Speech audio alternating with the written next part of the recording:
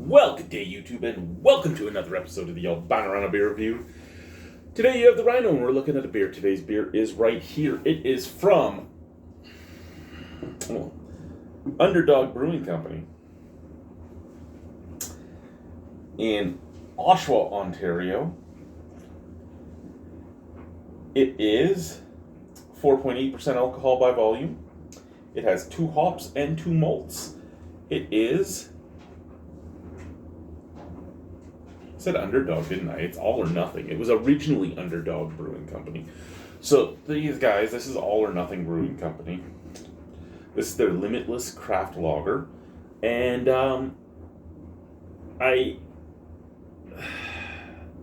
they were an interesting brewery in that they had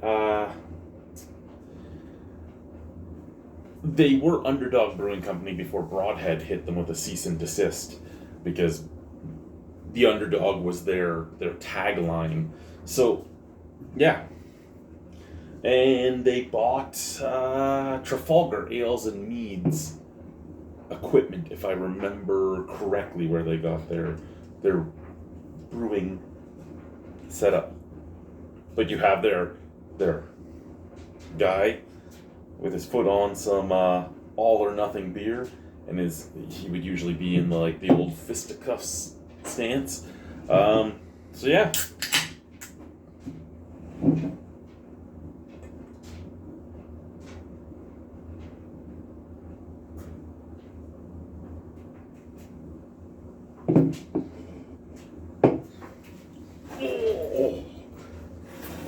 Oh, there we go. Sorry, this is one of those true classic teas that used to get advertised all the time. It's like one of the only plain colored things I own. Okay, lots of head. Beautiful brassy color. Lots of carbonation moving. Oh, that crack is getting worse. I'm soon not going to have an innocent gun glass. I don't even know what is causing that. The head is fading. It's a pretty beer. It really is. It is a pretty beer. Nice snap, crackle, pop. Visual appeal is there. Scent from the can. It smells like a macro beer. It smells like a bougie beer. It's got that slight butterscotch note to it. Slight tinny note.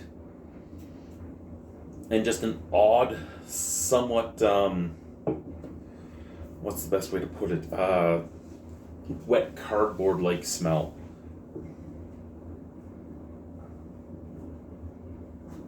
Let's try it. Cheers.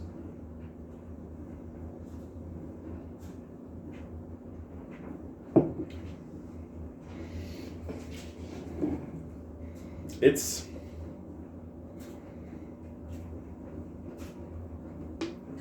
a beer. I mean, it's a beer. It's not... If you're looking for something that has kind of that classic lager flavor, this is not a bad choice. But is it good? I've had a lot better lagers out there, and I've had a lot worse lagers out there. So I'd say it's probably somewhere in the middle. It does have a bit of that butterscotchness to it. It is a little sweeter than it should be. Stuff like that. It does have a little bit of wet cardboard, oxidized flavoring to it.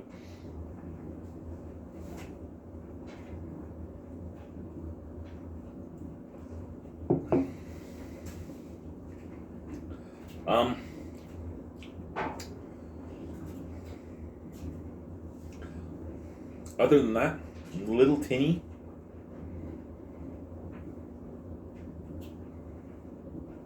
A little bit of an earthy bitterness. And the tiniest touch of a biscuitiness. It's not a bad beer. But again, it's not... When I drank my first one of these, because this was in my last Amazing Clubs package. When I drank my first one of these, I did not like it. I don't know, I don't see a canning date. So I was going to say, I don't know if it just mellowed out, but it's 4.8% alcohol and nothing really big on it. So there shouldn't have been anything to mellow out, but the first can of this I did not like. I don't mind this, but I don't like it either. Like when I say the first can I didn't like, I did not like it. This one, I just don't mind it. It's better than what it was the first time I had it. Again, visual appeal, I like the visual appeal of the beer. I really do. Scent is mediocre. It makes me think of, makes me kind of think of like a Fax. Not like Fax Strong or anything, or Fax 10, or just regular plain old Fax. That's what I think of when I smell this, to put it into perspective.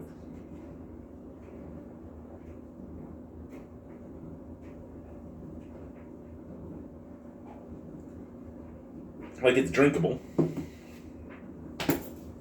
But out of 10, probably a 6. No, you know what? I'm going to go even lower than that. I'll give it a 5.5. Because there's a lot of just regular lagers, like plain old lagers. There's a lot of even macro lagers that are going to be a lot less money than this that I'd buy before this. And that's just the way it is, right? I'm a consumer. It's not always going to be like, the taste matters, but if this tastes the same as so many other things on the market, well, then it comes down to a lot of other things like price or people or whatever. And I mean, I'm not going to be anywhere that this is sold ever again. It's just not really my thing. And I mean, you could love it, and that's perfectly fine. All or Nothing Brewhouse's Limitless Craft Lager. There we go. Put it over there on the stairs so I can put it up in the recycling when I go. Bye, guys. Oh, yeah. What a rush.